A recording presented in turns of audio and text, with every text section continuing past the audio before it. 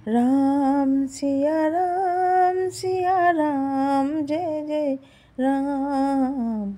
राम सिया राम जय जय राम। जय श्री राम, जय जय राम, जय श्री राम।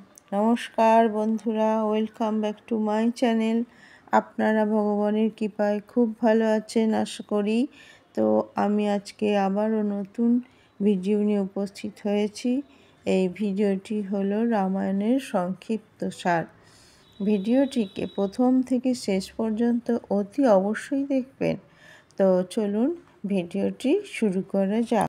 আসলে রামায়ণের কাহিনী হলো অনেক বড়, কিন্তু ভিডিওতে বলতে গেলে অত বড় কাহিনী অনেক সময় লাগবে।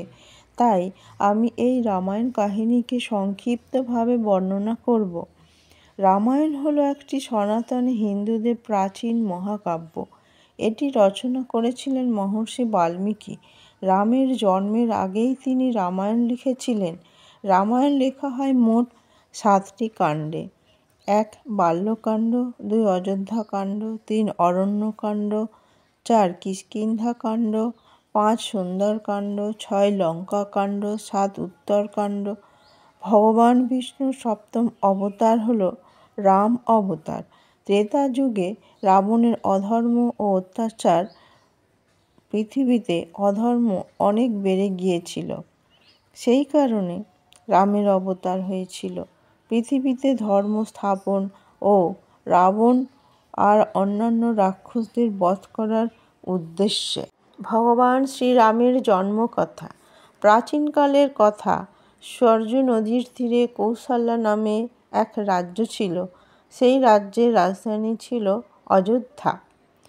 অযোধ্যার নরেশ ছিলেন রাজা দশরথ। রাজা দশরথের 3 রানী ছিল, কৌশল্যা, কৈকেয়ী ও সুমিত্রা। অন্যদিকে শ্রীলঙ্কাতে অধর্মী ও অত্যাচারী রাক্ষস রাজা রাবণ ছিলেন। তার সোনার লঙ্কা ছিল, তিনি স্বর্ণ লঙ্কাতে বসবাস করতেন। তিনি রাক্ষসদের সম্রাট ছিলেন। রাবণের রাক্ষস সেনারা কেবল লঙ্কা পর্যন্তই সীমিত ছিল না, ওরা সমুদ্রের ওই পারে দণ্ডকারণ্যতেও বসবাস করত। ওই সব রাক্ষসরা ঋষি মুনিদের ভগবানের স্তুতি ও ধার্মিক কার্যতে বাধা দিত, আর আকাশে স্থিত দেবতাগণও রাবণের অত্যাচারের কারণে ব্যথিত ছিল। তখন সব ভগবান মিলে শ্রী বিষ্ণুর কাছে সহায়তার জন্য গেলেন। ভগবান বিষ্ণু বললেন, এবার ওনার সপ্তম অবতার নেওয়ার সময় এসেছে। এদিকে রাজা দশরথও তাঁর 3 রানীর বহুকাল কোনো সন্তান ছিল না। সেই কারণে রাজা দশরথ উত্তরাধিকারীর কথা ভেবে খুব মনোকষ্টে ভুগতেন। এই বিষয়ে তিনি কুলগুরু ঋষি বশিষ্ঠের সাথে কথা বলেন, আর তিনি পুত্র কামেষ্টি যজ্ঞ করালেন। যজ্ঞর কারণে দশরথের 4 পুত্র হলো।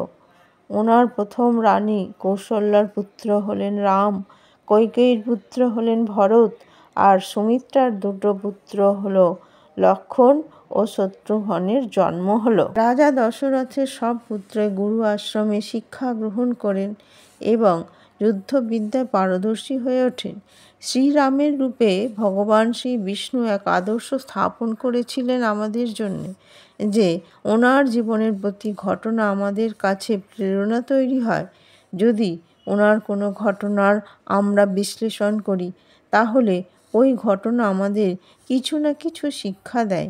এই কারণে আজ আমি ভগবান শ্রীরামের জন্ম থেকে ওনার সমাধি পর্যন্ত ওনার জুড়ে থাকা শিক্ষার বর্ণনা করব। রামের জন্ম হওয়ার পর অযোধ্যার প্রজা অত্যন্ত প্রসন্ন হয়েছিল। ভারী রাজা হিসাবে পেয়ে অনেক উৎসব করতে থাকে চারিদিকে। প্রভু শ্রীরাম নিজের 3 ভাইয়ের সাথে গুরুকুলে যাওয়া। জন্মের পরে কিছু বর্ষ শ্রীরাম অন্য ভাইদের সাথে অযোধ্যার রাজমহলে থাকতেন। এরপর যখন ওনার শিক্ষা গ্রহণের বয়স হয়, তখন ওনার উপনয়ন সংস্কার করে গুরুকুলে পাঠিয়ে দেওয়া হয়। শ্রীরাম ভগবান বিষ্ণুর অবতার হয়েও গুরুকুলে অন্যান্যদের মতো শিক্ষা গ্রহণ, ভিক্ষাবৃত্তি করা, ভূমিতে শোয়া, আশ্রমের পরিষ্কার করা আর গুরু বশিষ্ঠের সেবা করা সমস্ত কিছুই করতে থাকেন। যখন ওনার শিক্ষা পূর্ণ হয়ে যায় তখন শ্রীরাম ও তার ভাইরা পুনরায় অযোধ্যার রাজমহলে ফিরে আসেন। 3 ভাইকে খুব আদর যত্ন করতেন প্রভু শ্রীরাম, আর 3 ভাইও শ্রীরামকে খুব শ্রদ্ধা ভক্তি করতেন। ব্রহ্ম ঋষি বিশ্বামিত্র প্রভু শ্রীরাম ও লক্ষ্মণকে নিয়ে যাওয়া। শ্রীরাম গুরুকুল থেকে অযোধ্যায় আসার পর ব্রহ্ম ঋষি বিশ্বামিত্র অযোধ্যায় আসেন। উনি রাজা দশরথকে নিজেদের সমস্যার কথা বলেন। ওনার আশ্রমে প্রায়শ দিন রাত রাক্ষসেরা আক্রমণ করে আর রাক্ষসদের দ্বারা যজ্ঞ করা খুব কঠিন হয়ে পড়ে। এই কারণে উনি শ্রীরামকে ওনার সাথে আশ্রমে যাওয়ার জন্যে আজ্ঞা চাইলেন। তখন রাজা দশরথ ইতস্তত বোধ করেও শ্রীরাম ও লক্ষ্মণকে ওনার সাথে যাওয়ার আজ্ঞা দিয়ে দিলেন। ওখানে গিয়ে শ্রীরাম তারকা রাক্ষসী ও সুবাহু রাক্ষসকে বধ করে দিলেন আর মারীচকে দূর সমুদ্রে কিনারাতে বাণ মেরে পাঠিয়ে দেন।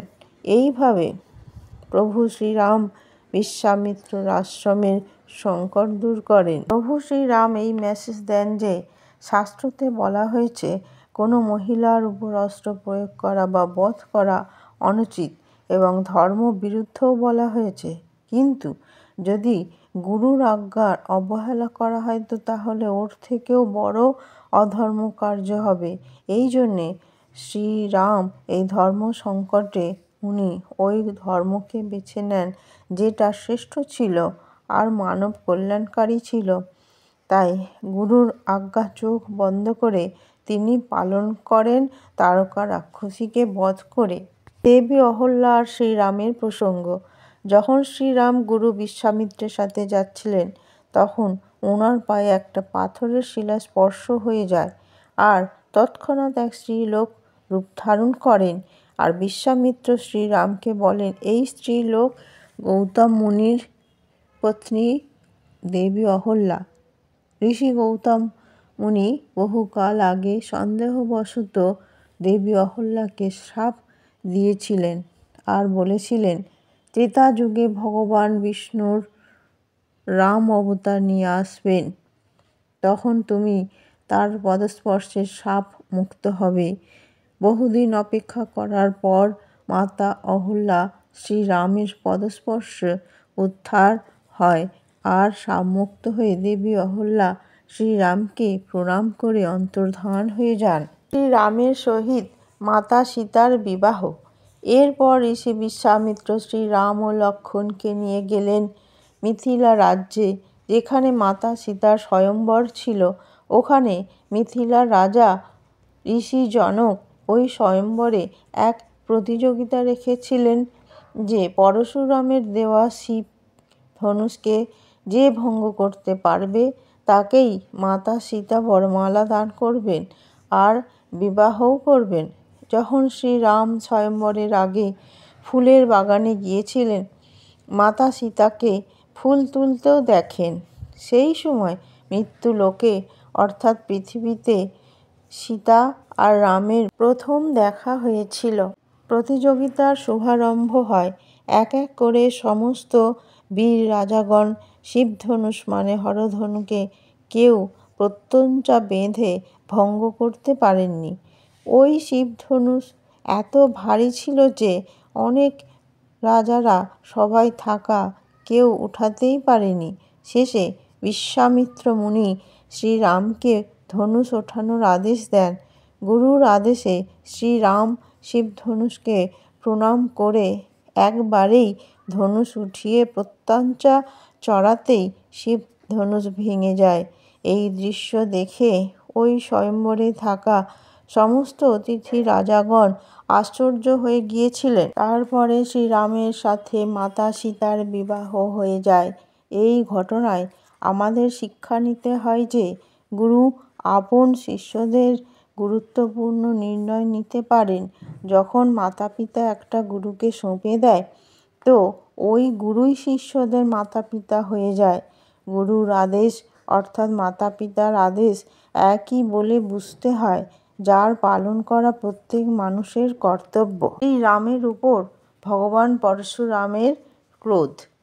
ওই সময় ভগবান বিষ্ণুর ষষ্ঠ অবতার ভগবান পরশুরাম এই পৃথিবীতে উপস্থিত ছিলেন, আর ওই সময় শিবের ধ্যানে লীন ছিলেন।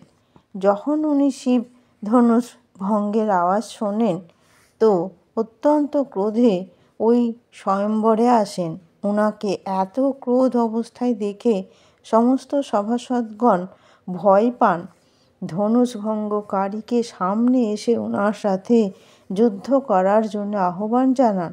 পরশুরাম শ্রীরামকে অপমান করা দেখে লক্ষ্মণ সামলাতে না পেরে ওনার সাথে তর্কাতর্কি করতে শুরু করে দেন, কিন্তু শ্রীরাম এই স্থিতিতেও শান্ত হয়েছিলেন।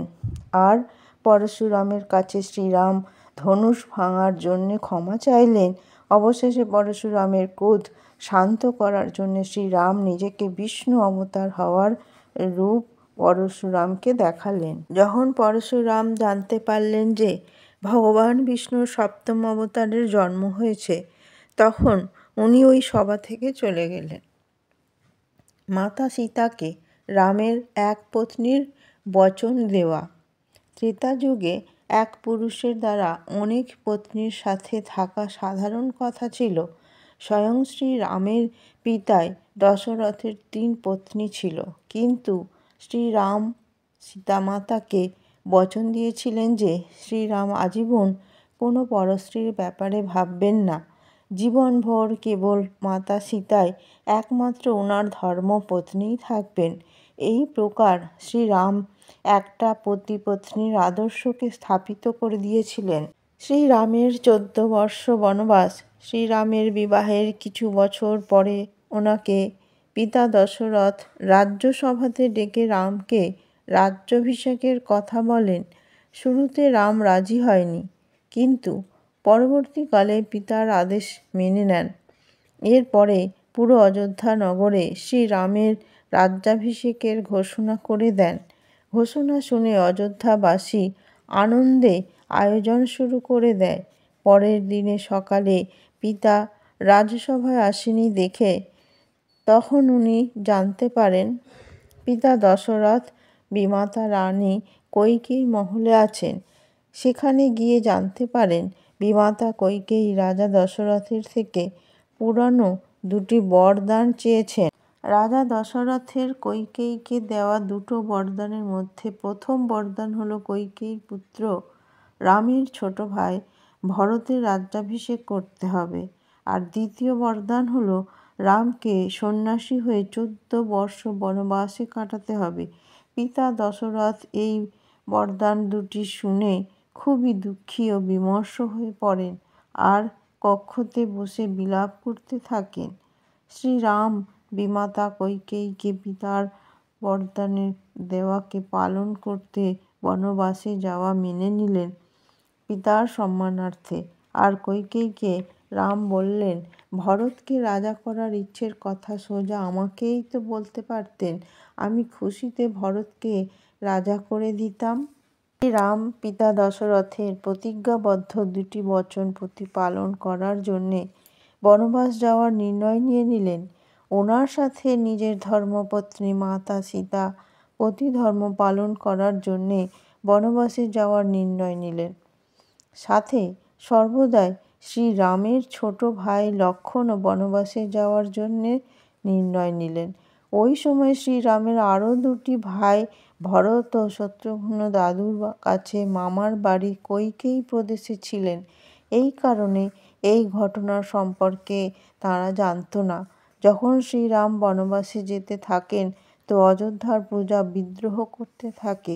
প্রজারা ভরতকে অযোধ্যার রাজা বলে মানতে রাজি হলো না।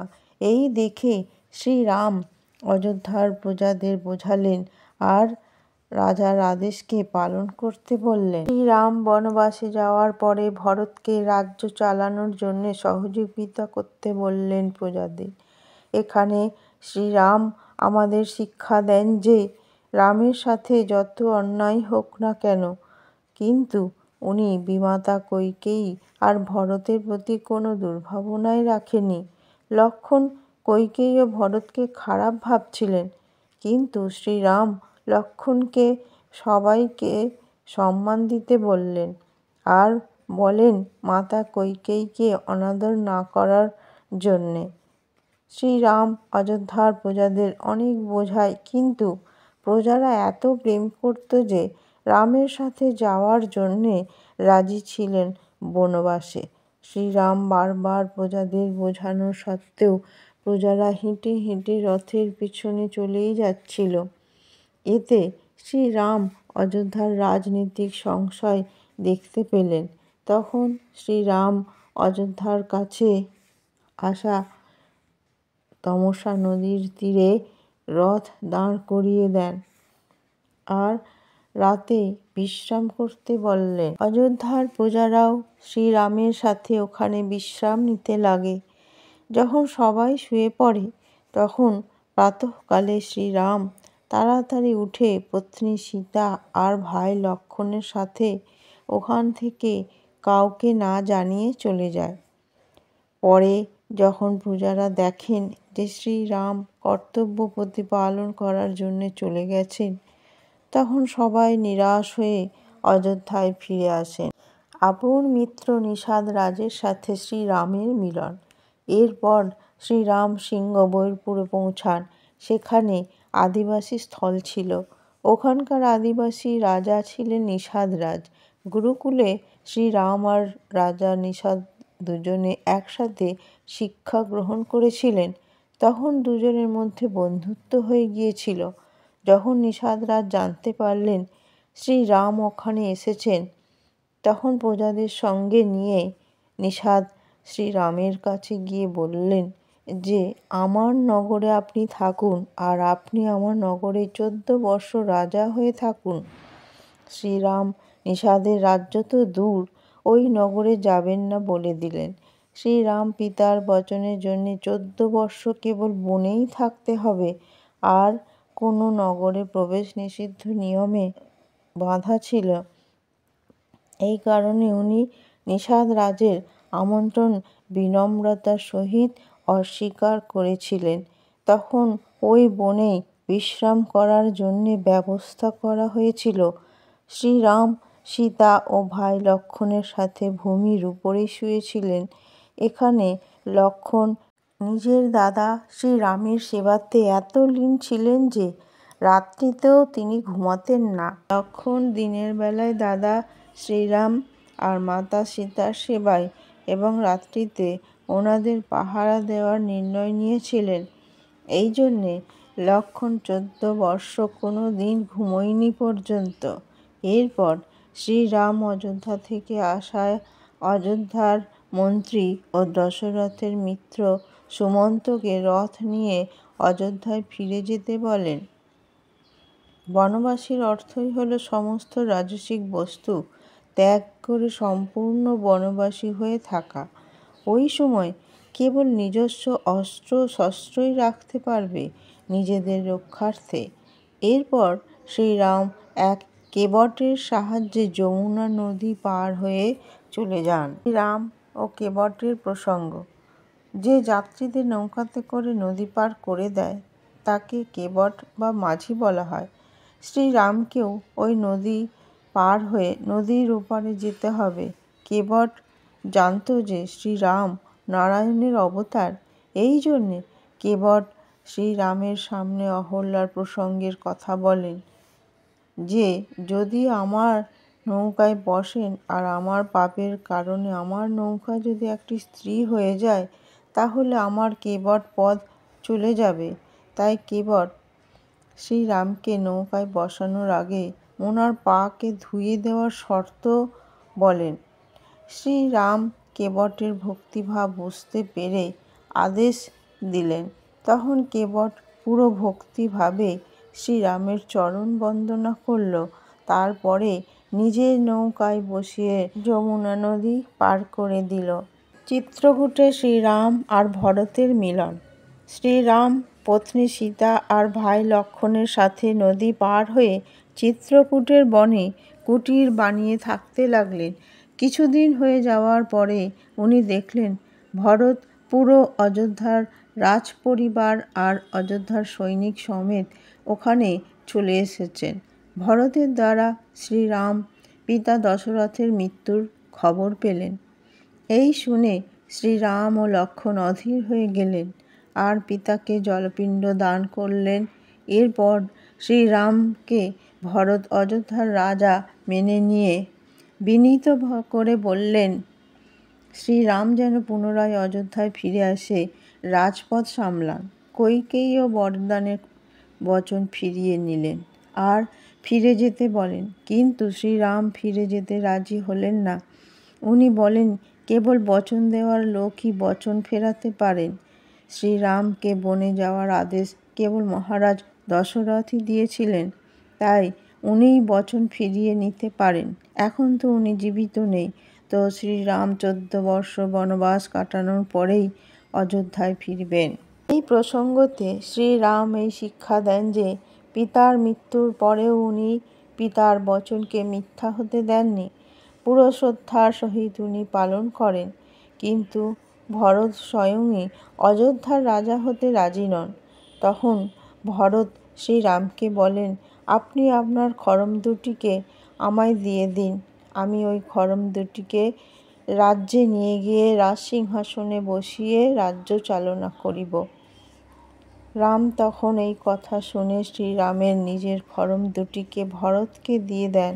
ভরত ওই শ্রীরামের খড়ম নিয়ে গিয়ে রাজসিংহাসনে রেখে দিলেন আর শ্রীরামের মতো বেশভূষা ধারণ করে অযোধ্যার সীমানায় নন্দীগ্রামের বনে কুটির বানিয়ে থাকতে লাগলেন। ওখানে থেকেই অযোধ্যার রাজ কাজ সামলাতে থাকেন। শ্রীরামের দণ্ডকারণ্য বনে যাওয়া। ভাই ভরতের যাওয়ার পর চিত্রকূট ছেড়ে শ্রীরাম দণ্ডকারণ্য বনে যাওয়ার নির্ণয় নিলেন, কারণ অযোধ্যার প্রজারা গিয়ে ওখানে শ্রীরাম আছে দেখে বারবার যাওয়া আসা করবে আর চিত্রকূটে বসবাসকারী ঋষি মুনিদের শান্ত পরিবেশে ধ্যান তপস্যা যজ্ঞাদি নষ্ট হয়ে যাবে। সেই কারণে প্রজারা ওখানে যাতে না আসে শ্রীরাম চিত্রকূট থেকে দণ্ডকারণ্য বনে চলে গেলেন।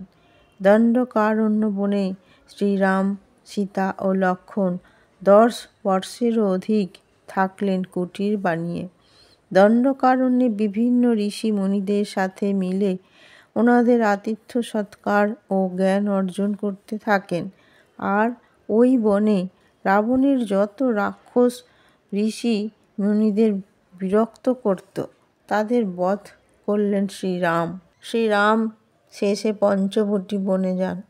ওই বনে রামের শেষ বনবাস ছিল। ওখানে রাজা দশরথের মিত্র জটায়ুপক্ষী রামের সুরক্ষার দায়িত্বে ছিলেন।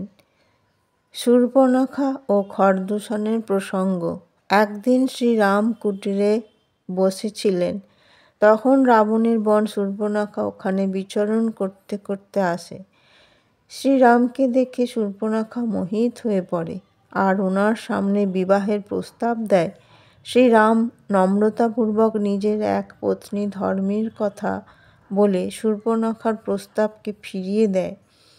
পরে লক্ষ্মণকে দেখে শূর্পণখা বিবাহের প্রস্তাব দেয়।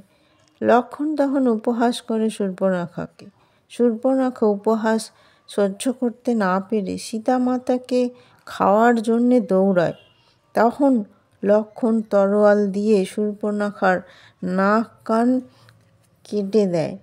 শূর্পণখা তখন ওখান থেকে ক্রন্দন করতে করতে আপন ভাই খরদূষণের কাছে চলে যায়। খরদূষণ রাবণের ভাই ছিল। রাবণ ওদেরকে দণ্ডকারণ্যের দায়িত্বে রেখেছিল। শূর্পণখার ওই অবস্থা দেখে খরদূষণ 14,000 রাক্ষস সেনা নিয়ে শ্রীরামের সঙ্গে যুদ্ধ করতে আসে। শ্রীরাম একটা বাণ দিয়েই একেবারে 14,000 সৈনিক রাক্ষসদের বধ করে দেন। সীতামাতার হরণ। খর দূষণ বধ হয়ে যাওয়ার পরে শূর্পণখা লঙ্কায় গিয়ে ক্রন্দন করতে করতে রাক্ষসরাজ রাবণের রাজসভায় পূর্ব ঘটিত বর্ণনা সব কথা বলে।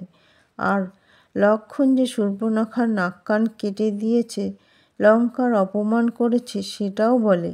তখন রাবণ অত্যন্ত ক্রোধিত হয়ে কিভাবে রাম ও লক্ষ্মণকে শাস্তি দেবে সেটাই ভাবলেন আর স্থির করলেন শ্রীরামের সুন্দরী পত্নী মাতা সীতাকে হরণ করবেন। এই ভেবে রাবণ লঙ্কা থেকে মামা মারীচকে সঙ্গে নিয়ে পঞ্চবটী বনে পৌঁছালেন। মারীচ রূপ পরিবর্তন করতে পারত, তাই রাবণ মারীচকে স্বর্ণমৃগ রূপ ধরে সীতার সামনে যেতে বললেন। সীতামাতা স্বর্ণমৃগ দেখে খুব আকর্ষিত হয়ে শ্রীরামকে ধরে দিতে বলেন। শ্রীরাম তখন লক্ষ্মণকে রেখে স্বর্ণমৃগের পেছনে দৌড়তে অনেক দূরে চলে গেলেন। শ্রীরাম স্বর্ণমৃগকে তীর মারতেই মারীচ আসল রূপে ধরে রামের গলার স্বরের মতো আওয়াজ করে চিৎকার করে বলে, ভাই লক্ষ্মণ, আমায় বাঁচাও। সীতামাতা ক্রন্দনরত অবস্থায় লক্ষ্মণকে শ্রীরামের কাছে যেতে বলেন, কিন্তু লক্ষ্মণের অনিচ্ছা সত্ত্বেও মাতা সীতার আদেশে কুটিরের সামনে লক্ষ্মণ গণ্ডি দিয়ে চলে যায় শ্রীরামের কাছে। লক্ষ্মণ সীতামাতাকে গণ্ডি দিয়েই চলে যায়, আর সেই মুহূর্তেই রাবণ এক ব্রাহ্মণ ঋষির রূপ ধরে মাতা সীতাকে বলেন, ভিক্ষাং দেহি। সীতামাতা সেই লক্ষ্মণ গণ্ডি পেরিয়ে যেই ভিক্ষা দিতে যায়, তৎক্ষণাৎ রাবণ আসল রূপ ধরে সীতামাতার হাত ধরে টানতে টানতে অট্টহাসি হাসতে হাসতে জোর করে পুষ্পক বিমানে মাতা সীতাকে হরণ করে রাবণ বিশাল সমুদ্র পেরিয়ে লঙ্কায় নিয়ে চলে যায়। যখন শ্রীরাম আর লক্ষ্মণ কুটিরে আসে, তখন মাতা সীতাকে ওখানে না পেয়ে ব্যাকুল হয়ে পড়েন। দু ভাই চারিদিকে খুঁজতে থাকে। কিছু দূর যাওয়ার পরে এক জায়গায় মরণাপন্ন অবস্থায় জটায়ু পক্ষীকে পড়ে থাকতে দেখেন। জটায়ু ওনাদের বলেন যে লঙ্কার রাজা রাবণ মাতা সীতাকে অপহরণ করে দক্ষিণ দিকে নিয়ে গেছেন। এই বলে জটায়ু প্রাণ ত্যাগ করেন। শ্রীরাম আর শবরী মাতার প্রসঙ্গ। শ্রীরাম পুত্র সমান জটায়ুর দাহ সংস্কার করে পুনরায় সীতার খোঁজে যান।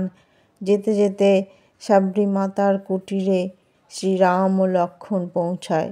ওই জায়গায় অনেক ধনবান ব্যক্তিদের কুটির থাকা সত্ত্বেও শ্রীরাম আপন ভক্ত মাতা শবরীর কুটিরেই প্রবেশ করেন। অনেক বর্ষ ধরে শ্রীরামের প্রতীক্ষা করত মাতা শবরী, আর ফুল দিয়ে নিজ কুটিরকে সাজাত, আর শ্রীরামের ভোজনের জন্যে প্রতিদিন বের ফল পেড়ে নিয়ে এসে শ্রীরামকে দেওয়ার আগে বের ফলগুলোকে চেখে দেখে দিত যে যাতে বেরগুলো টক কি না। যেগুলো মিষ্টি সেই বের ফল শ্রীরামকে দিতে খেতে। শ্রীরাম ওই এঁটো বের ফল খেতেন। তখন লক্ষ্মণের ঘৃণা হতো, আর শ্রীরাম হাসতে হাসতে ওই বের ফলগুলোকে খেয়ে নিতেন।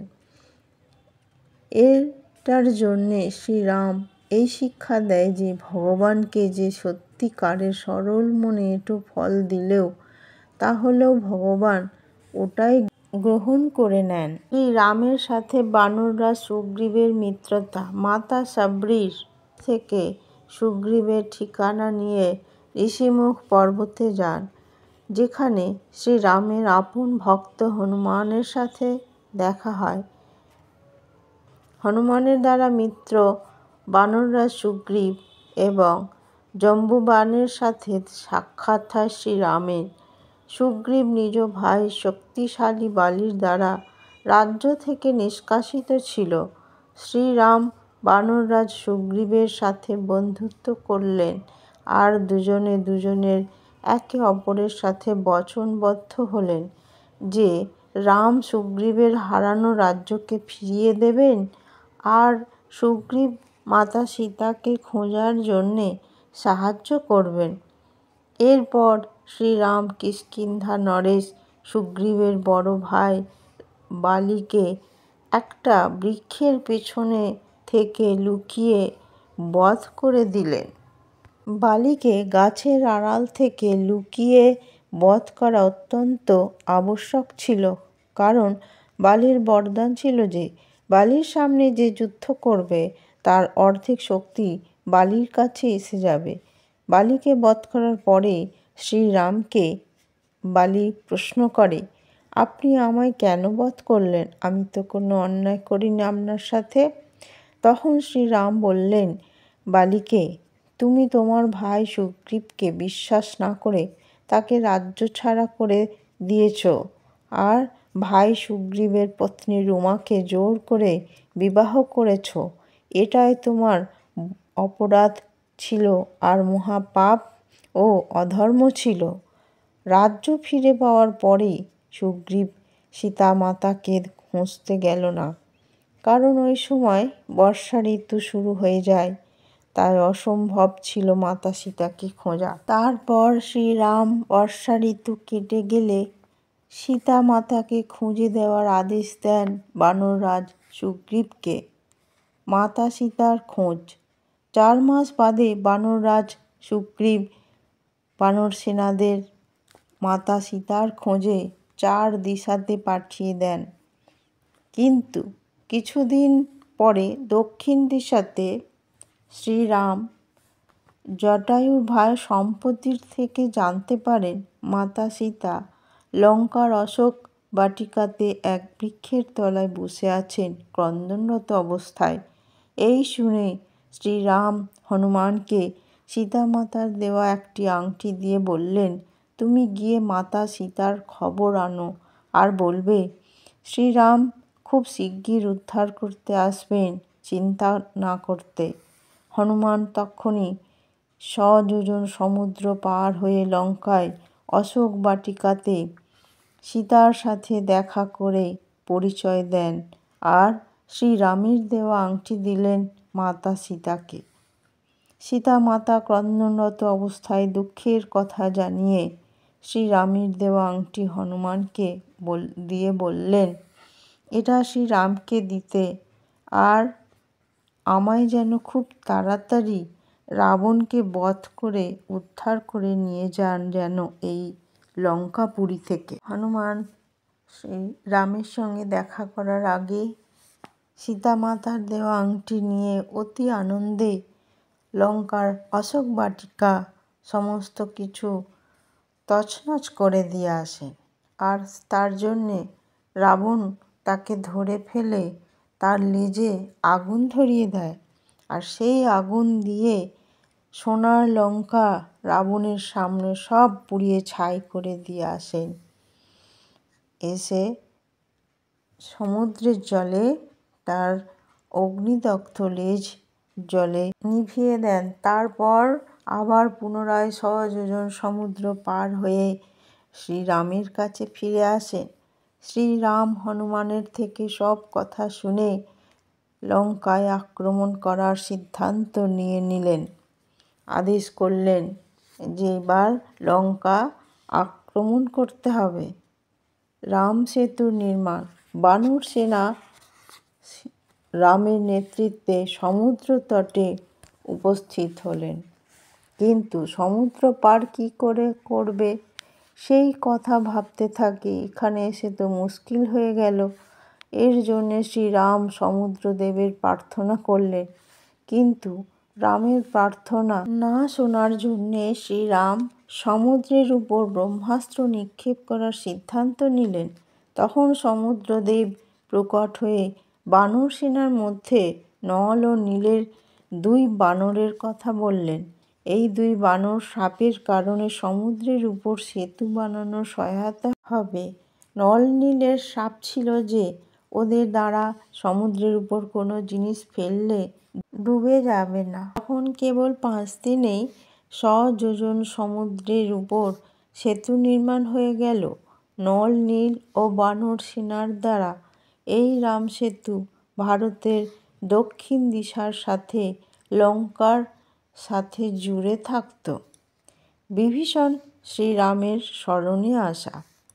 যখন সমুদ্রের উপর সেতু নির্মাণের কার্য চলছিল, তখন আকাশপথে রাবণের ছোট ভাই বিভীষণ রাবণের দ্বারা নিষ্কাশিত হয়ে শ্রীরামের শরণে আসেন। বিভীষণ শ্রীরামকে বলেছিলেন যে ও বিষ্ণু ভক্ত, আর উনি রাবণকে বলেছিলেন মাতা সীতা জগৎ জননী ওনাকে শ্রীরামের কাছে ফিরিয়ে দিতে। এই শুনে রাবণ ওনাকে অপমান করেন আর লঙ্কা থেকে তাড়িয়ে দেন। এই কারণে উনি শ্রীরামের শরণে আসেন।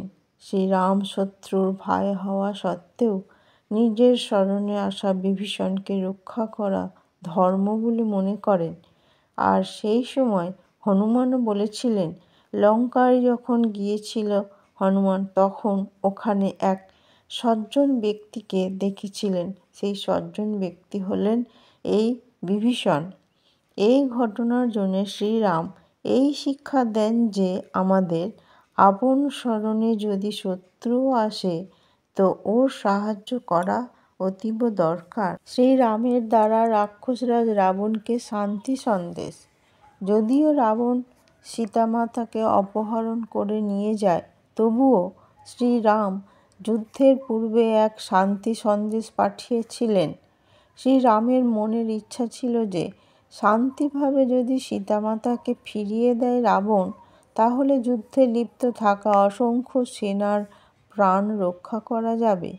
শ্রীরাম বালির পুত্র অঙ্গদকে শান্তি দূত হিসাবে রাবণের কাছে পাঠায়। অঙ্গদ সভায় যায়, কিন্তু রাবণ নিজের অহংকারে শ্রীরামের শান্তি সন্দেশ স্বীকার করেননি।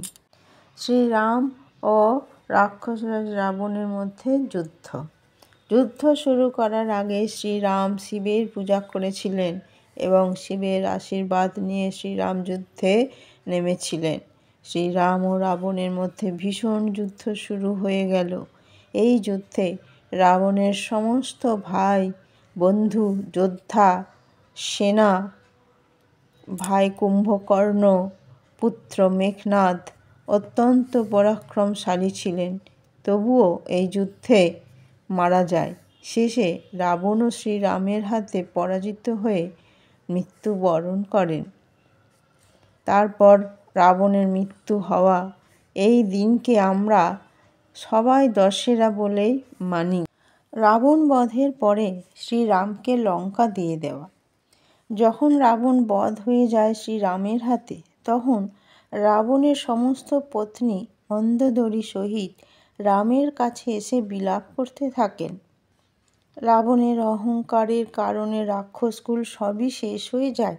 তখন কেবল রাবণের দাদু মাল্যবান বেঁচে ছিলেন। এছাড়া কেবল বিভীষণ ছিলেন যে রামের পক্ষে ছিলেন।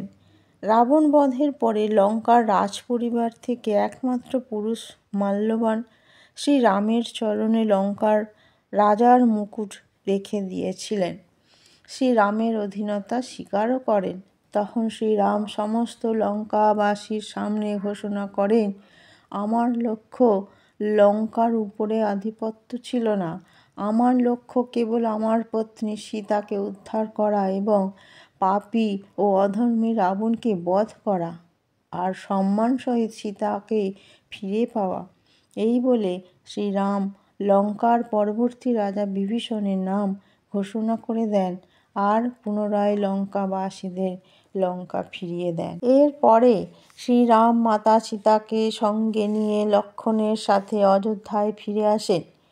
ফিরে আসার আগে শ্রীরাম তৎকালীন সমাজের ও প্রজাদের কথা ভেবে সীতা মাতাকে সতীত্ব পরীক্ষা দিতে বলেন আর সীতা মাতা ভাই লক্ষ্মণকে অগ্নি জ্বালিয়ে দিতে বলেন। আর সীতামাতা জ্বলন্ত অগ্নিতে বসে পড়েন। সেই সময় অগ্নিদেব এসে শ্রীরাম সহিত অন্যান্য সবার সামনে বলেন, সীতামাতা পবিত্র নারী, বলেই অগ্নি নিভে যায়। আর শ্রীরাম সীতামাতাকে অযোধ্যায় ফিরে আসেন পুষ্পক বিমানে করে। ওই দিন কার্তিক অমাবস্যা ছিল, যেটা বর্ষের সব থেকে কালো রাত হয়। অযোধ্যাবাসীরা শ্রীরামের ফিরে আসার খুশিতে অযোধ্যা নগরীকে দীপ জ্বালিয়ে আলোয় ভরিয়ে দিয়েছিল। অসংখ্য দ্বীপের আলোর মধ্যে অযোধ্যায় শ্রীরামের আগমন হয়। সেই থেকে ওই দিনকে আমরা সবাই দীপাবলি পালন করি। এরপর বিধিসম্মত নিয়ম অনুসারে শ্রীরামের রাজ্যাভিষেক হয়। রাজা হয়েই শ্রীরাম প্রজাদের জন্য ভালো কার্য শুরু করে দেন। শ্রীরামের অযোধ্যার প্রজাদের সন্দেহের কারণে মাতা সীতাকে ত্যাগ করে দেওয়া। কিছুদিন বাদে বিধির বিধানে এমন চাল চলল যে মাতা সীতার অযোধ্যা থেকে ত্যাগ হয়ে গেল। শ্রীরাম গুপ্তচরের মাধ্যমে সূচনা পান যে ওনার মনে সংশয় উৎপন্ন হয়। সত্য কথা অনুসন্ধান করতে শ্রীরাম ছদ্মবেশে ধারণ করে প্রজাদের মধ্যে যান আর তাদের মনের কথা জানতে পারেন। উনি জানতে পারলেন মাতা সীতার চরিত্র নিয়ে সবাই সন্দেহ করছে, কারণ সীতা মাতা রাবণের রাজ্যে প্রায় 10 মাস ছিলেন। অযোধ্যার প্রজা শ্রীরামের দ্বারা মাতা সীতার ত্যাগ চাইছিল। এই কথা শুনে শ্রীরামের অত্যন্ত মন ব্যথিত হয় আর পত্নী সীতার সাথে পরামর্শ করেন।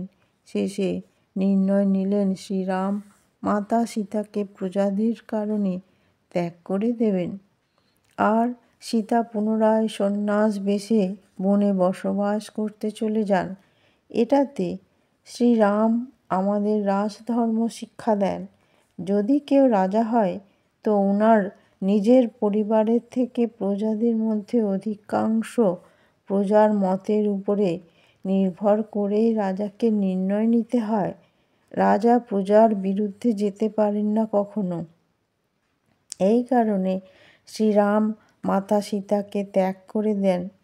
তাই মাতা সীতা লক্ষ্মণের সহযোগিতায় বনে চলে যান। সাথে প্রজার সামনে শ্রীরাম এক আদর্শ উদাহরণ দিয়েছিলেন। কখনো কোনো স্ত্রীর সাথে তিনি দ্বিতীয়বার বিবাহ করেননি। সর্বদাই সীতাকে নিজের পত্নী হিসাবেই রেখেছিলেন। মাতা সীতার মতোই শ্রীরাম রাজমহলে থাকা সত্ত্বেও বলকল বস্ত্র ধারণ করেই থাকতেন আর মেঝেতেও শুতেন। রাজসিক বস্তু সমস্ত কিছু ত্যাগ করে দিয়েছিলেন। শ্রীরামের অশ্বমেধ যজ্ঞ। অনেক বর্ষ বাদে শ্রীরাম অশ্বমেধ যজ্ঞের আয়োজন করেন। এই যজ্ঞতে রাজার দ্বারা এক শ্বেত ঘোড়া ছেড়ে দেওয়া হয়। ওই ঘোড়া যেখানে যেখানে যাবে সেখানে সেখানে ওই রাজ্যের ভূমি অযোধ্যার শাসনের অন্তর্গত হয়ে যায়, যাতে ভারতকে এক সুতে বাঁধা যায়। যেখানে যেখানে ওই ঘোড়া যায় ওখানকার সমস্ত রাজারা শ্রীরামের অধীনতা স্বীকার করেন। কিন্তু তমসা নদীর তীরে বাল্মীকি আশ্রমের কাছে ওই ঘোড়াকে ধরে বেঁধে রাখে 2 বালক আর যুদ্ধের আহ্বান জানায়। 2 বালকের সাথে যুদ্ধ করার জন্যে শ্রীরাম আপন 3 ভাই ভরত, শত্রুঘ্ন ও লক্ষ্মণকে আর হনুমান, সুগ্রীব এক এক করে সবাইকে পাঠান। কিন্তু সমস্ত যোদ্ধা 2 বালকের কাছে পরাজিত হয়। শেষে শ্রীরাম যুদ্ধ করতে যায় ওই 2 বালকের সাথে। তখন মহর্ষি বাল্মীকি এসে যুদ্ধ থামায় আর বালকদের বলেন আপন রাজাকে ক্ষমা চাইতে। এরপর শ্রীরাম ওই ঘোড়া নিয়ে আবার অযোধ্যায় ফিরে আসেন। শ্রীরামের সাথে আপন পুত্র লবকুশের মিলন। কিছুদিন বাদে 2 বালকের চর্চা শুরু হয়ে যায়। যারা অযোধ্যার অলিতে গলিতে ঘুরে ঘুরে শ্রী বাল্মীকির দ্বারা রচিত রামায়ণ গীত শোনাতে থাকে। এই শুনে শ্রীরাম ওই দুটো বালককে আমন্ত্রণ দিলেন আর রাম দরবারে রামায়ণের গান শোনাতে বলেন।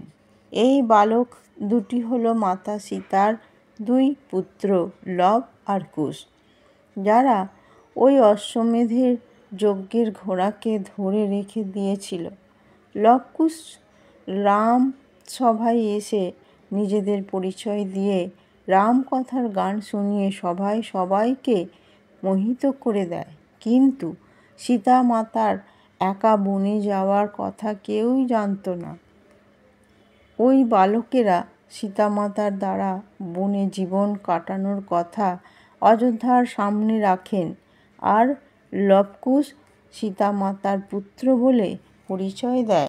এই শুনে সভার সব লোক আশ্চর্য হয়ে গিয়েছিল আর শ্রীরামও অধীর হয়ে যান। কিন্তু এক রাজার কর্তব্য পালন করতে উনি সীতামাতাকে রাজ দরবারে এসে সবার সামনে সব কথা জানাতে বলেন যে লবকুশ সীতামাতার পুত্র। পরের দিন মাতা সীতা রাজ দরবারে আসেন আর সীতামাতাকে লবকুশ যে ওনার পুত্র তার প্রমাণ দিতে হবে। এই কথা শুনে মাতা সীতা অত্যন্ত দুঃখী হয়ে ক্রন্দন করতে করতে ভূমি মাতাকে আহ্বান জানালেন, যদি লবকুশ আমার আর শ্রীরামের পুত্র হয় তাহলে ভূমি ফেটে এসে আমায় তোমার সাথে নিয়ে চলো। এই বলার সাথে সাথে ভূমি মাতা ভূমি ফেটে বেরিয়ে এসে মাতা সীতাকে নিয়ে চলে যায়। শ্রীরাম এই দেখে সীতাকে ধরতে যায় দৌড়ে, কিন্তু মাতা সীতাকে ধরতে পারেননি আর শ্রীরাম অত্যন্ত ক্রোধিত হয়ে যান। তখন ব্রহ্মদেব এসে শ্রীরাম যে ভগবান বিষ্ণুর অবতার সেটা বলেন আর সীতা মাতা যে মহালক্ষ্মী, তাই মাতা লক্ষ্মীর সাথে পরবর্তী দেখা বৈকুণ্ঠে হবে বলে ব্রহ্মদেব চলে গেলেন। শ্রীরাম শান্ত হয়ে লবকুশকে নিয়ে বাকি জীবন কাটান। তারপর কিছু বর্ষ বাদে শ্রীরাম সব ভাইদের পুত্রদের সমস্ত রাজ্যকে ভাগ করে দিয়ে দেন আর পরবর্তীকালে সরযূ নদীতে সমাধি নিয়ে দেন আর বৈকুণ্ঠ ধামে চলে যান। ওদিকে লক্ষ্মণও শেষনাগ রূপ ধরে বৈকুণ্ঠে চলে যান।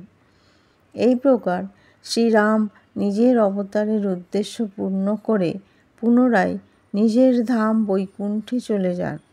বন্ধুরা, ভিডিও যদি ভালো লেগে থাকে তাহলে লাইক করে দেবেন আর কমেন্ট করে বলবেন জয় শ্রীরাম।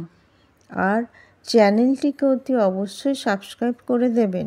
জয় শ্রীকৃষ্ণ, রাধে রাধে। ভালো থাকবেন, সুস্থ থাকবেন। দেখা হবে পরবর্তী ভিডিওতে। নমস্কার।